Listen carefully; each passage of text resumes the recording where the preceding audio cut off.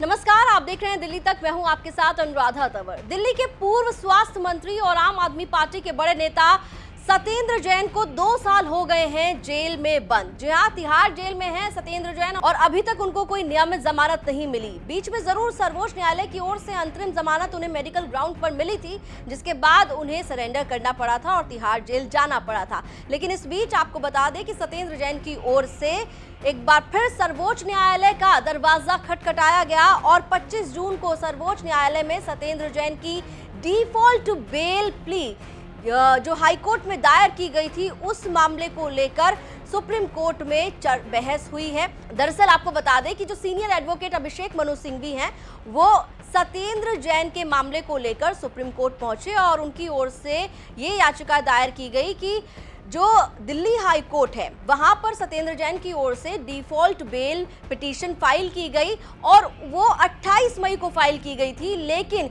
Delhi high court ने उस petition पर ईडी को नोटिस इशू करके जो तारीख दी है अगली सुनवाई की, वो 9 जुलाई दी है। यानी कि एक लंबा समय दिया गया है इंतजार के लिए और एक दूर की तारीख दी गई है। तो ऐसे में जो बेल की पिटीशन है, उसे काफी लंबे वक्त के लिए एडजर्न किया गया है। इस मामले को लेकर, सत्येंद्र जैन के मामले को लेकर अभिषेक मनु सिंघवी सुप्रीम कोर्ट पहुंचे थे और जिसके बाद आपको बता दें, सर्वोच्च न्यायालय ने इस मामले पर यह कहा है कि जो हाई कोर्ट है, उसे बेल पिटीशन पर ज्यादा इंतजार नहीं कराना चाहिए और जल्द फैसला करना चाहिए। क्या कुछ कहा है सर्वोच्च न्यायालय ने, आपको डिटेल में बताते हैं। तो सुप्रीम कोर्ट ने दिल्ली हाई कोर्ट से सत्येंद्र जैन की जमानत याचिका पर जल्द फैसला करने का आग्रह किया है और साथ ही ये टिप्पणी भी की है कि जमानत याचिका पर अनावश्यक रूप से स्थगित करने की जरूरत नहीं है।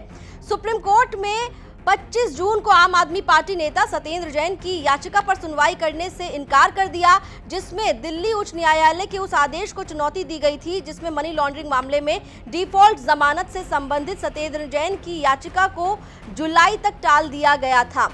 जस्टिस मनोज मिश्रा और जस्टिस SVN भट्टी की पीठ ने मनी लॉन्ड्रिंग मामले में डिफॉल्ट जमानत से संबंधित सत्येंद्र जैन की याचिका पर फैसला करने का फैसला दिल्ली उच्च न्यायालय पर छोड़ दिया है और ये कहा कि ये कहने की आवश्यकता नहीं है कि जमानत प्रार्थनाओं को अनावश्यक रूप से स्थगित नहीं किया जाना चाहिए। तो साफ तौर पर सुप्रीम कोर्ट ने सत्येंद्र जैन की याचिका पर सुनवाई से इनकार कर दिया, ये कहते हुए कि आप पहले हाई कोर्ट का फैसला आने दीजिए और हाई कोर्ट से ये आग्रह किया है कि सत्येंद्र जैन की जमानत पर जल्द फैसला दें और ये भी कहा है कि जो जमानत की पिटीशंस होती हैं, उन पर जल्द फैसला दें, उस फैसला देने में देरी ना करें। इस तरह का एक आग्रह, अपील सुप्रीम कोर्ट की ओर से की गई है जमानत याचिकाओं को लेकर। फिलहाल अब सत्येंद्र जैन का मामला दिल्ली हाई कोर्ट में है और दिल्ली हाई कोर्ट ने 9 जुलाई की तारीख दी है इस मामले पर सुनवाई के लिए।